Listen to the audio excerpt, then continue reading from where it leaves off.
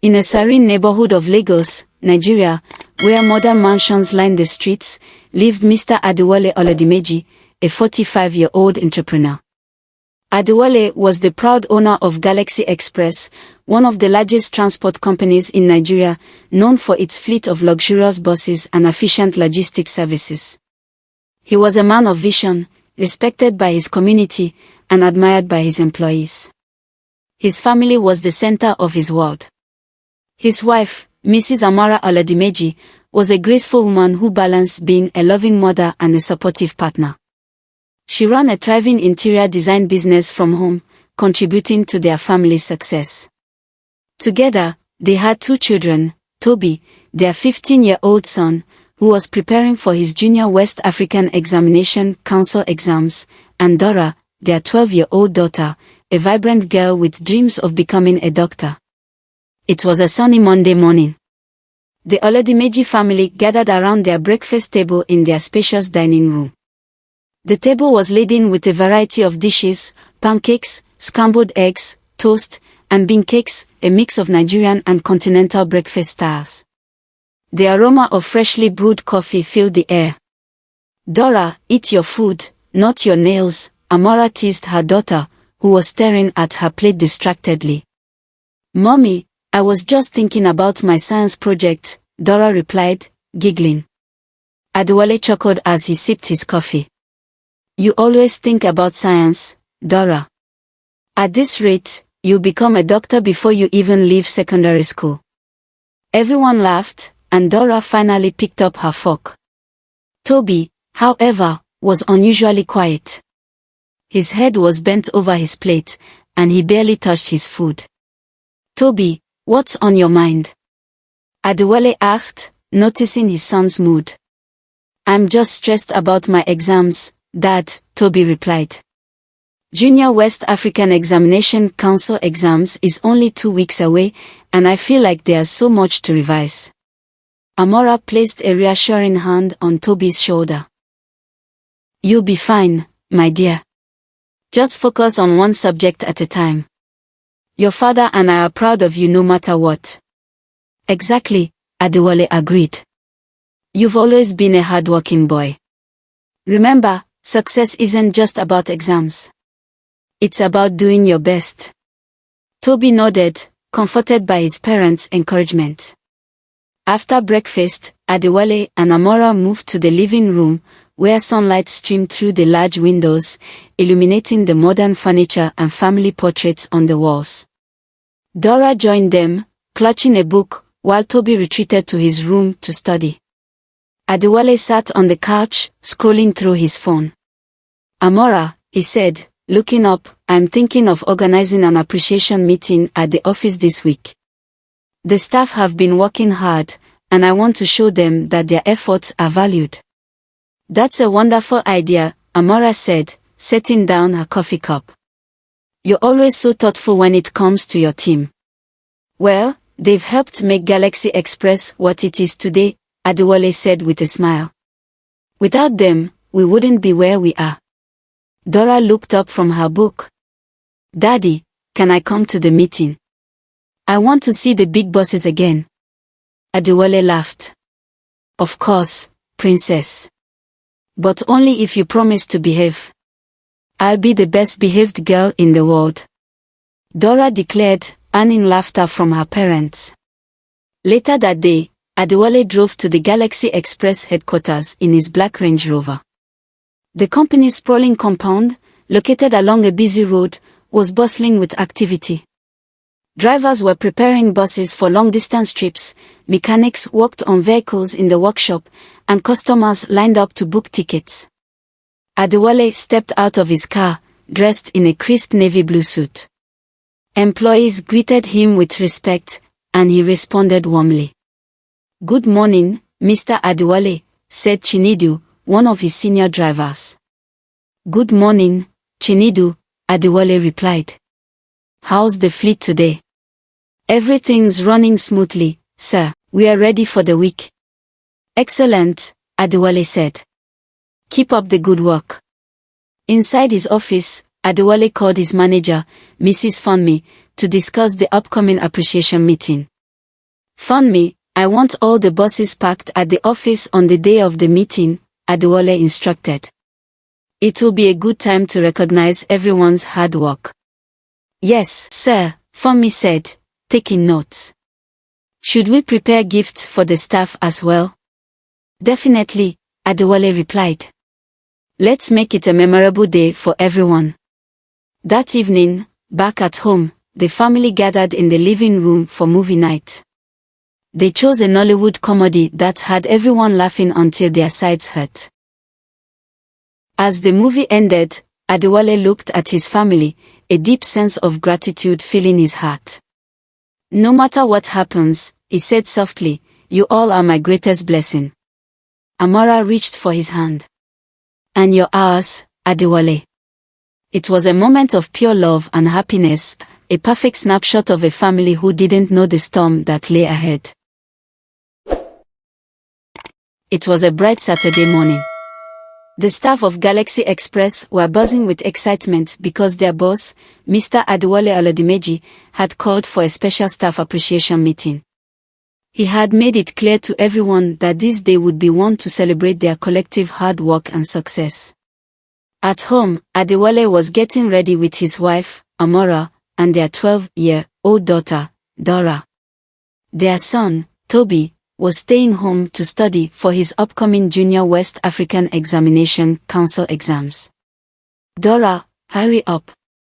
We need to leave soon," Amora called from the living room, adjusting her elegant Ankara dress.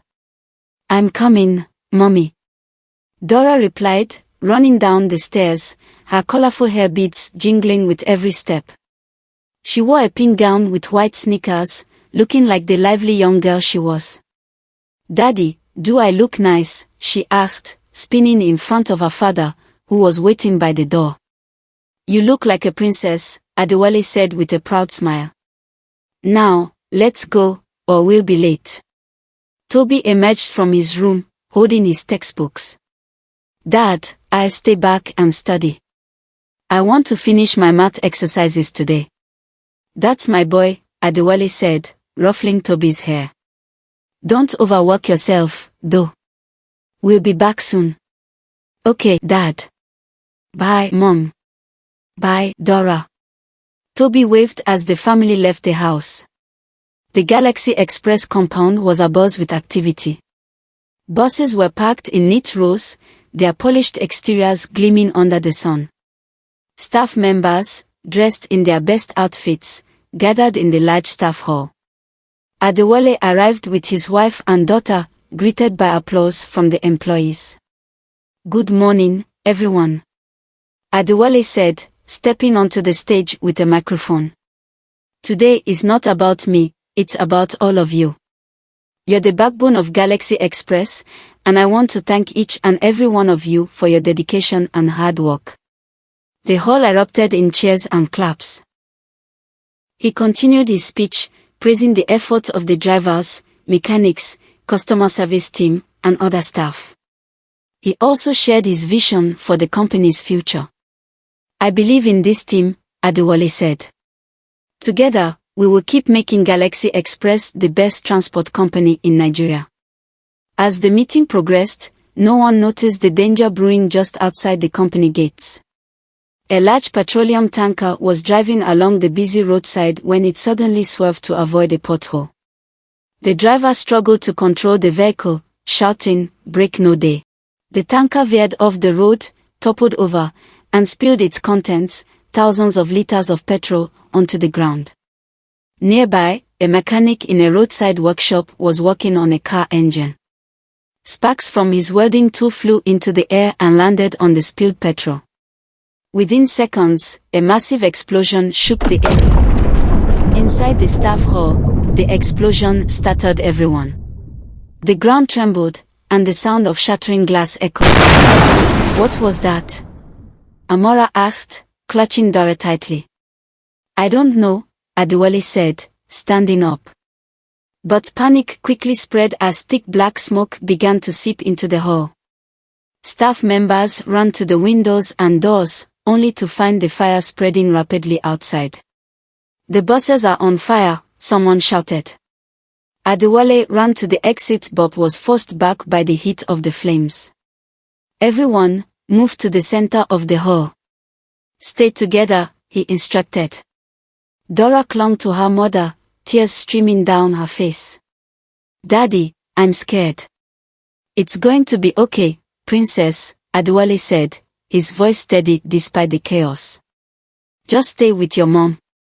Outside, the fire consumed everything in its path. The buses, fueled by their petrol and diesel tanks, acted as accelerants, making the inferno even more intense. Smoke billowed into the sky, visible from miles away.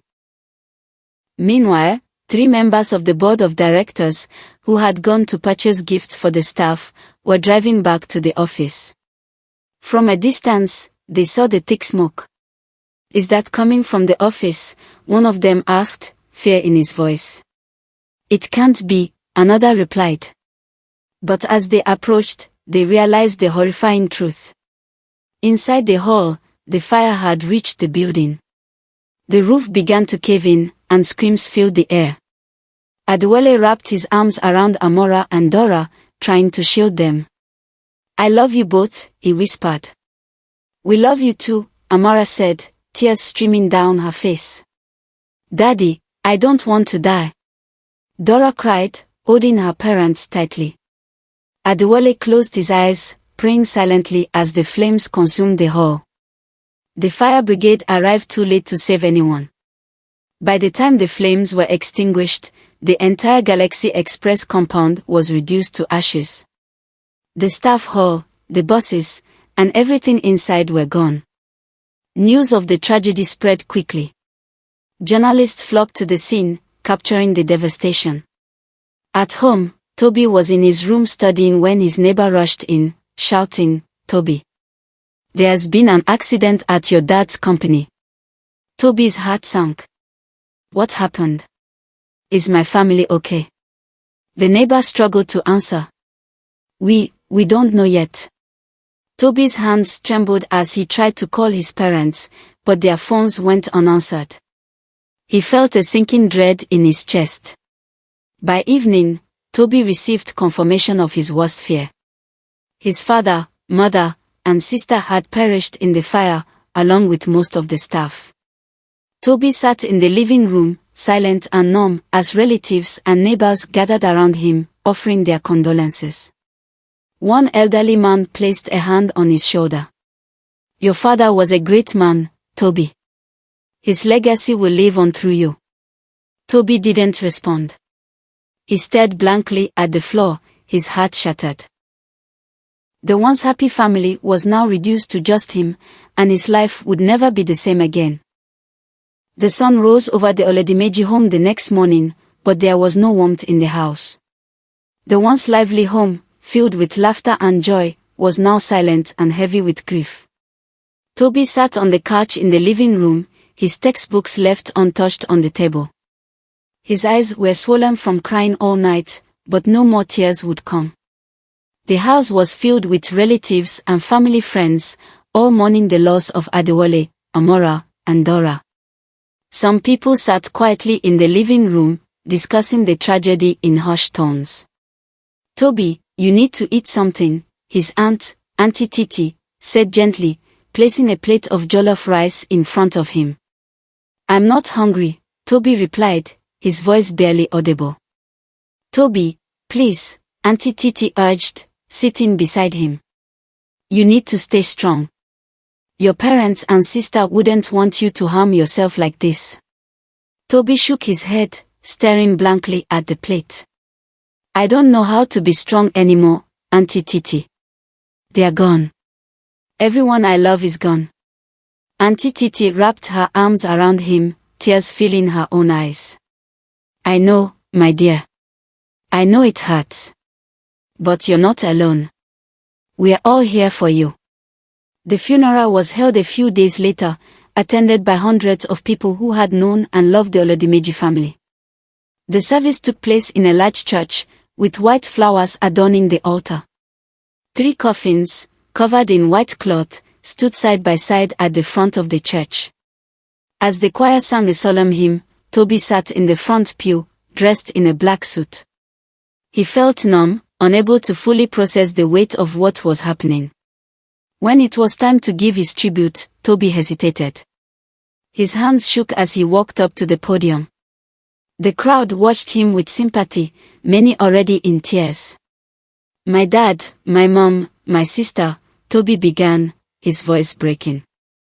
"They were my whole world. My dad was my hero. He taught me to work hard and to be kind to everyone. My mom, she was the heart of our family. And Dora, she was my little sister, but she always acted like she was my big sister. She made me laugh every day." Tobi paused, wiping his tears. "I don't know how to live without them.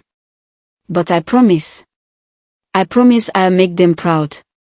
The church erupted in sobs as Tobi stepped down, his legs barely able to carry him. Auntie Titi hugged him tightly as he returned to his seat. After the burial, Tobi's focus shifted to the remains of his father's company, Galaxy Express. Relatives and lawyers began visiting the house to discuss the next steps. "Tobi, your father left behind some savings and insurance policies," Mr. Ode, the family lawyer, explained during a meeting. "There are also compensations from the petroleum company responsible for the fire. We will help you manage these funds." "What about my dad's company?" Tobi asked, his voice firm despite his young age. "Well," Mr. Ade hesitated. "The company was severely damaged in the fire. Most of the buses were destroyed, and the staff hall was completely burned down. The board of directors is considering shutting it down." Tobi frowned. "But that company was my dad's life. He worked so hard to build it. We can't just let it go." Auntie Titi placed a comforting hand on his shoulder. "Tobi, you're only 15. You have to focus on school. Let the adults handle this for now." Tobi nodded reluctantly, but deep inside, he knew he couldn't let his father's legacy disappear. Days turned into weeks, and the visitors gradually stopped coming. Tobi was left alone in the big house that once felt so warm and full of life. The emptiness was suffocating. Every morning, he sat at the dining table, staring at the empty chairs where his family used to sit. He missed the sound of his father's voice, his mother's laughter, and Dora's endless chatter. One day, as he was sorting through his father's belongings, he found an old notebook. It was filled with Adewale's notes and plans for the future of Galaxy Express. Tobi held the notebook tightly, tears streaming down his face. "I'll make you proud, Dad. I'll make sure your dreams don't die." A month after the burial, Tobi called a meeting with the remaining members of the board of directors. The meeting was held in a small conference room at a temporary office they had set up. Tobi, dressed in a simple shirt and trousers, looked around the room at the older men and women who had worked with his father. "I want to revive Galaxy Express," Tobi said, his voice steady. "My father built this company with his sweat and tears, and I won't let it die." The board of directors members exchanged glances. One of them, Mr. Yusuf, cleared his throat. "Tobi, we understand your feelings. But the company is in a very bad state. It will take a lot of money and effort to rebuild it." "I know," Tobi replied. "I'll use my dad's savings and the compensation from the petroleum company. Whatever it takes, I'll do it." The board of director members hesitated but eventually agreed to help Tobi restart the company. Over the next few weeks, Tobi worked tirelessly with the board of directors to rebuild Galaxy Express. He used every penny of his father's savings and compensation to repair the damages and replace some of the lost buses. But little did Tobi know that the board of directors had their own plans. Behind his back, they began conspiring to take full control of the company, seeing his youth and inexperience as an opportunity to enrich themselves. For now, though, Tobi remained focused on his mission, unaware of the betrayal brewing around him.